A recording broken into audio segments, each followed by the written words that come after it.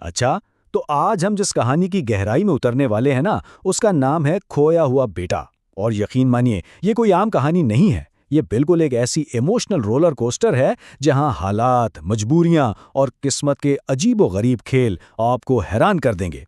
सोचिए, मुंबई की एक बेहद अमीर खातून और सड़क पर गुब्बारे बेचने वाला एक छोटा सा बच्चा। इन दोनों का आपस में क्या कनेक्शन हो सकता है? चलिए, आज के इस तजीज़े से इस राज से पर्दा उठाते हैं। मेरा दिल कहता है कुछ गलत हुआ है। पता है, जब कोई कहानी इन अल्फाज से शुरू हो तो समझ जाएं कि आगे कोई बड़ा तूफान आने वाला है। ये एक बिल्कुल आम और पुरसुकून सा दिन लग रहा था, लेकिन ये बेचैनी ये इस बात का इशारा थी कि अब सब कुछ बदलने वाला है। एक जबरदस्त सस्पेंस यहीं से बनना शुरू हो जाता है। तो सबसे पहले बात करते हैं इस अनदेखे जज्बाती रिश्ते की, जो बिल्कुल अनजाने में मुंबई की भरी हुई सड़कों पर बन रहा था। आप जरा इन दोनों की जिंदगियों का मुआवजा तो करें। एक तरफ है प्रिया, जो मुंबई के एक आलीशान घर में हर किस्म की ऐश व अशरत के साथ जिंदगी गुजार रही हैं, और दूसरी तरफ है आरू, वक्त और हालात का मारा हुआ एक नन्हा सा बच्चा जो सिर्फ जिंदा रहने के लिए, दो वक्त की रोटी के लिए रोजाना सड़क पर रंगीन पेन और गुब्बारे बेचता है। दोनों की जिंदगियों में जमीन आसमान का फर्क है, लेकिन फिर भी उनके दरमियान जो अनदेखा रिश्ता पनप रहा था ना, वो इस कहानी का सबसे दिलचस्प हिस्सा है। इस कहानी के शुरू में ही प्रिया एक ऐसी बात कहती हैं जो सीधा दिल पर लगती है। मेरे अपने कोई बच्चे नहीं हैं। ये छोटा सा जुमला उनकी सारी तन्हाई और उनका सारा अकेलापन बयान कर देता है, और हमें यह भी समझ आने लगता है कि आखिर क्यों एक सड़क पर गुब्बारे बेचने वाले बच्चे से मिलकर उन्हें इतना सुकून मिलता था। उनके अंदर की वो ममता जो कहीं दबी हुई थी, इस बच्चे को देखकर एक अनजाने सुकून में बदल जाती थी। लेकिन फिर अचानक हालात ऐसी करवट लेते हैं जो किसी ने सोची भी नहीं थी। एक दर्दनाक हादसा सब कुछ बदल देता है। होता कुछ यूं है कि एक दिन आरो अपनी इस मामूली जगह पर होता ही नहीं है जहां वो रोज मिलता था। प्रिया बहुत परेशान हो जाती हैं। फिर वहां खड़ा एक शख्स बताता है कि एक गाड़ी इस बच्चे को टक्कर मारकर भाग गई है। होश उड़ा देने वाली बात थी ये। और सबसे खौफनाक बात पता है क्या थी? डॉक्टरों ने कह दिया था कि बच्चे के सर पर इतनी शदीद चोट आई है कि उसके बचने की उम्मीद बिल्कुल ना होने के बराबर है। सोचिए इस वक्त प्रिया पर क्या गुजर रही होगी, जो बेधवासी के आलम में उस बच्चे की जिंदगी की भीख मांग रही थी जिसे वो ठीक से जानती तक नहीं थी।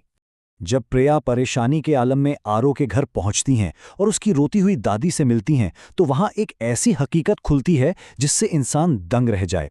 पता चलता है कि ये बच्चा, ये सड़क पर गुब्बारे बेचने वाला बच्चा कोई और नहीं बल्कि उनका अपना सगा बेटा आरो था।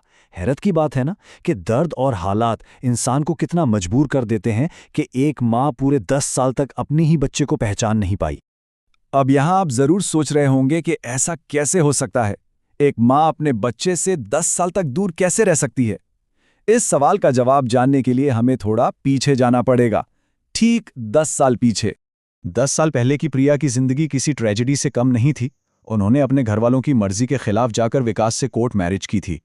लेकिन कुछ ही महीनों बाद काम की तलाश के दौरान एक गैंग वॉर में विकास की जान चली गई, और फिर प्रिया के घरवालों ने जबरदस्ती उनकी दूसरी शादी राहुल से करवा दी। और सबसे बड़ा जुल्म यह हुआ कि ठीक 10 साल पहले प्रिया को अपना छोटा सा बच्चा आरू दादी के पास अकेला छोड़कर मजबूरन राहुल के साथ मुंबई आना पड़ा। यके बाद दीगरे होने वाले इन हादसात ने उनकी सारी खुशियां छीन ली थी। इसे हम कह सकते हैं राजों का बोझ। ये वो नफसियाती और जज्बाती बोझ था जो प्रिया हर रोज उठाकर चल रही थी। बाहर से देखा जाए तो राहुल के साथ उनकी मुंबई वाली जिंदगी बहुत आलीशान थी, लेकिन अंदर ही अंदर वो इस बच्चे के दुख में घुट रही थी जिसे उन्हें मजबूरन पीछे छोड़ना पड़ा था। पता है, यही वो असर था, यही वो दबी हुई ममता थी जिसकी वजह से वो अनजाने में ही आरू की तरफ खिंची चली आती थी। खैर, वापस हाल की तरफ आते हैं। अस्पताल के उस कमरे में जहां होश उड़ाने वाले हकायक ने सब कुछ बदल के रख दिया था। अब वक्त आ गया था इन राजों से पर्दा उठने का। और यहां आकर कहानी अपने बिल्कुल उरूज पर पहुंच जाती है। अब सबसे बड़ा सवाल यह था कि प्रिया का मौजूदा शौहर यानी राहुल क्या करेगा? क्या वो अपनी बीवी के इस छिपे हुए माजी को अपना पाएगा? क्योंकि अचानक से इसके सामने एक पूरी फैमिली, एक अनजाना बच्चा और 10 साल का एक लंबा झूठ आकर खड़ा हो गया था। तुमने बहुत बड़ा धोखा दिया है। छुपी हुई शादी, छुपा हुआ बच्चा। जब राहुल ने ये अल्फाज कहे तो यकीनन उसका ये गुस्सा, उसका ये इब्तिदाई रद्द-ए-अमल बिल्कुल बजा था। सोचिए जरा, किसी पर भी अचानक इतना बड़ा राज खुले तो उसका रिएक्शन यही होगा ना। हर रिश्ता एतमाद पर कायम होता है, और जब 10 साल का बड़ा झूठ सामने आए तो गुस्सा आना एक बिल्कुल फितरी सी बात है। लेकिन कहते हैं ना कि जहां सच्चा रिश्ता हो वहां रास्ते निकल ही आते हैं। अब देखते हैं कि इस इंतहाई पेचीदा मसले का अंजाम क्या होता है। इस कहानी का अंजाम वाकई दिल जीत लेने वाला है। राहुल ने अपने गुस्से और अना को पीछे रखा और ये फैसला किया कि उसकी फैमिली, उसका घर बचाना ज्यादा जरूरी है। इधर प्रिया ने ये कसम खा ली कि अब चाहे जो हो जाए वो अपने बेटे को कभी तन्हा नहीं छोड़ेगी। लेकिन सबसे बड़ी बात जो राहुल ने की, उसने बड़ापन दिखाते हुए आरो को अपना बच्चा तस्लीम कर लिया। यहां तक कि आरो की दादी को भी उनके इस बड़े से मुंबई वाले घर में इज्जत के साथ लाया गया। ये सब देखकर एहसास होता है कि कैसे एक बिखरा हुआ खानदान अचानक से वापस जुड़ सकता है। फिर प्रिया ने आरो से एक ऐसी बात कही जो इस पूरी कहानी की जान है। उन्होंने कहा, तुम्हारी हर मुस्कान मेरे लिए दवा थी। ये सुनकर वाकई रोंगटे खड़े हो जाते हैं। ये साबित करता है कि उनका वो अनदेखा रिश्ता दरअसल इसी सच्ची ममता पर कायम था जो हमेशा से उनके अंदर मौजूद थी। कहते हैं ना, खून अपना असर दिखा ही देता है, और यहां बिल्कुल वैसा ही हुआ।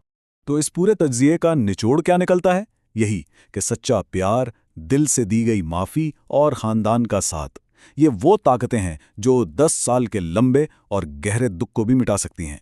हमदर्दी और माफ़ करने का जज्बा इंसान की सबसे बड़ी ट्रेजेडी को भी एक खूबसूरत मुस्तकबिल में बदलने की सलाहियत रखता है। जाते जाते मैं आपसे एक सवाल पूछना चाहूँगा। क्या आपने कभी सोचा है कि माफ़ी और मोहब्बत का महज एक छोटा सा कदम दहाइयों की तारीकी को मिटाकर पूरी जिंदगी को कैसे रोशन कर सकता है? ज़रा सोचिएगा।